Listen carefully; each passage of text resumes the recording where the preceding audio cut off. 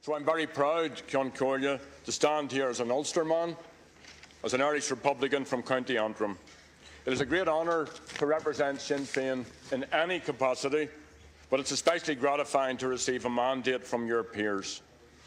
But while you're mar huihas a horch, de ahan dinna a hug a vota de Sinn Féin, agus ahan dinna a dobri our son Sinn Féin. I especially want to commend our candidates, including the Republican TDs here today, and their families. For almost 30 years, I represented the people of West Belfast. I am humbled and appreciative of the heroism, the generosity and the courage of that community. And I'm equally honoured to represent the citizens of Louth and East Meath, and alongside our councillors there, I will continue the pioneering work of my predecessor, Arthur Morgan, in that Dáil Ceantar. It's also a great honour to be part of the Sinn Féin team here in the Oireachtas, and we will build upon the project started here by Queeveen in 1997. Sinn Féin is an Irish Republican party. Our primary goal is a united Ireland. Our focus in this new Dáil will be to advance this goal and to deliver on our manifesto to the very best of our ability and to hold the government to account. Ach níl mise an céad duine ó bhfuil feirste á tugadh mar theacht Dála. 30 years ago this June, my friend Kieran Doherty, a political prisoner on hunger strike in the Hates blocks of Long Kesh, was elected as TD for Kevin Monaghan. Paddy Agnew, another prisoner, was elected for Louth, and others, including Kevin Lynch, Martin Hurson and Joe McDonnell, received very sizable votes in other constituency. Cara Ella, Mairead Farrell, whose anniversary is this week, stood in Cork North Central. Bobby Sands was returned as MP for Fermanagh and South Tyrone. So, Ceann Comhairle, Sinn Féin is part of a proud continuum of struggle for a real republic, for freedom and equality, and against oppression, which goes back to 1916 and beyond. That oppression visited upon our people by a foreign government in past times was unacceptable, and the economic oppression suffered by citizens under a native government in these times is just as unacceptable. Caithfear stad a Corlesh, ní mór an differ idir policy Fine Gael agus policy Fiann a Fáil.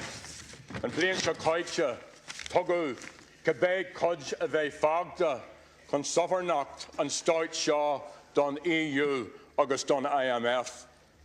In the election for this 31st Dáil, the people voted against corruption, sellout and economic oppression. They voted for change. The Fianna Fáil party in particular benefited from that desire. But the reality is that Fine Gael and Labour's programme for government implements Fianna Fáil's policy. Despite their promise of new ways, new approaches, new thinking, this government offers little of this. The Fine Gael and Labour programme is a far cry from the democratic programme of the first Dáil. That document declares that sovereignty extends not only to all men and women of the nation, but to all its material possessions, the nation's soil, all its resources, all the wealth and all the wealth-producing processes within the nation. Our natural resources, especially our oil and gas, which are worth billions, have been given away. As Luke Kelly put it, for what died the sons and daughters of Roisin? Was it greed? Was it greed that drove Wolfe Tone to a pauper's death in a cell of cold, wet stone? Will German, French or Dutch inscribe the epitaph of Emmet when we have sold enough of Ireland to be but strangers in it?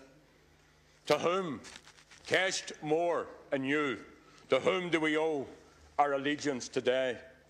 To those brave men and women who fought and died, that Roisin live again with pride, or the faceless men who for mark and dollar betray her to the highest bidder.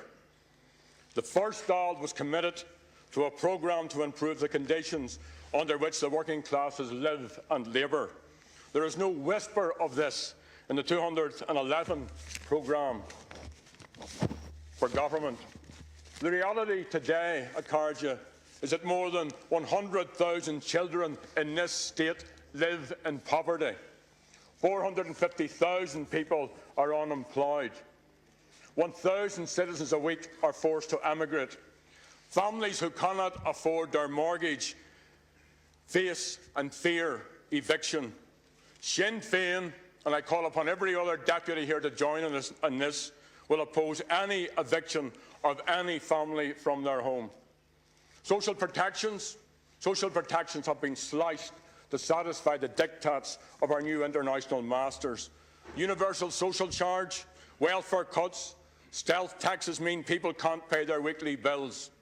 The ghost estates that litter our countryside stand as monuments to corruption and greed. The programme for government does not tackle any of this. It is a right-wing programme driven by a resurgent right-wing Fine Gael party. It commits the government to implementing Fianna Fáil's austerity programme and to the madness, the absolute lunacy of pouring public money into toxic banks. And access to vital public services like healthcare, childcare and education is determined by ability to pay rather than social need. There is no meaningful job stimulus to push the economy out of recession. There are increased charges on low and middle income families in the form of water and property taxes. There will be a sell-off of strategic state assets to multinational companies whose sole interest will be profit, and Irish citizens will pay the price. This government is determined to cut 25,000 public sector jobs and further undermine our public services and our small and medium native businesses. In short, this is the Fine Gael programme for government supported by the Labour Party. Voters were told, and I quote, Gilmore for Taoiseach. Sinn Féin said, if you vote Labour, you will get Fine Gael. And this is what happened. Mar hampla, Chafi Chowley ata Armian income, agus income nís ata forum ishka. Acta balak nís far on, balak ella, slee ella. Say sin shaso suas or son mincher na hurin, agus son ura. Kaifer Searsher Aknamiakta a wint amok don cheer shaw. Ta suranig eglorog politiciacht nua. Every deputy speaking has said that citizens want new politics. And there is an alternative. There is a need and the possibility of politics that empowers and includes citizens. A politics that doesn't pander to elites and to the greedy and which seeks to build a new kind of Ireland. And that means making a stand for Ireland, standing up for our country and for our people. But if politics is reduced to this chamber, then it will be the old politics. Sinn Féin will campaign on all these issues in and out of this Parliament and across this island. And I'm calling on citizens to make a stand for themselves, for their neighbours, for their communities, for the vulnerable, for the disadvantaged. This is a time for active citizenship, for democratically and peacefully asserting our rights as Irish citizens. It cannot be left only to this Parliament. There is no more important time, no more relevant time for Republican politics and core Republican values. The people of our island were no mean people. We live in a great country. There is a genius, a brilliance, a wisdom, there's culture, history, there's tradition in our communities. We need to build on those.